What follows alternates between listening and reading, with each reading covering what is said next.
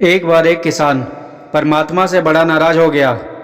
कभी बाढ़ आ जाए, कभी सूखा पड़ जाए, कभी धूप बहुत तेज हो जाए तो कभी ओले पड़ जाएं। हर बार कुछ ना कुछ कारण से उसकी फसल थोड़ी ख़राब हो जाए। एक दिन बड़ा तंग आकर उसने परमात्मा से कहा, देखिए प्रभु, आप परमात्मा हैं, लेकिन लगता है आपको खेती बाड़ी की ज़्यादा जानकारी नहीं है। एक प्रार्थना है कि एक साल मुझे मौका दीजिए, जैसा मैं चाहूँ वैसा मौसम हो जाए, फिर आप देखना मैं कैसे अन्न के भंडार भर दूंगा। परमात्मा मुस्कुराए और कहा, ठीक है, जैसा तुम कहोगे वैसा ही मौसम दूंगा, मैं दखल नहीं करूंगा। अब किसान ने गेहूं की फसल बोई। जब धूप चाहिए तब धूप मिली, जब पानी चाहा पानी मिला। तेज धूप, ओले, बाढ़, आंधी तो उसने आने ही नहीं दी। समय के साथ फसल बढ़ी और किसान की खुशी भी, क्योंकि ऐसी फसल तो आज तक नहीं हुई थी। किसान ने मन ही मन सोचा, अब पता चलेगा परमात्मा को कि फसल कैसे करते हैं। बेकार ही इतने बरस हम किसानों को परेशान करते रहे। फसल काटने का समय भी आया। किसान बड़े गर्व से फसल काटने गया, लेकिन जैसे ही फसल काटने लगा, एकदम से छाती पर हाथ रखकर बैठ गया।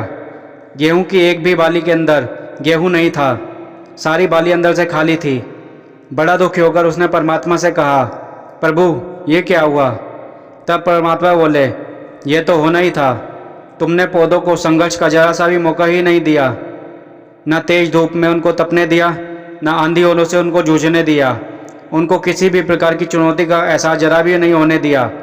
इसलिए सब पौधे खोखले रह गए।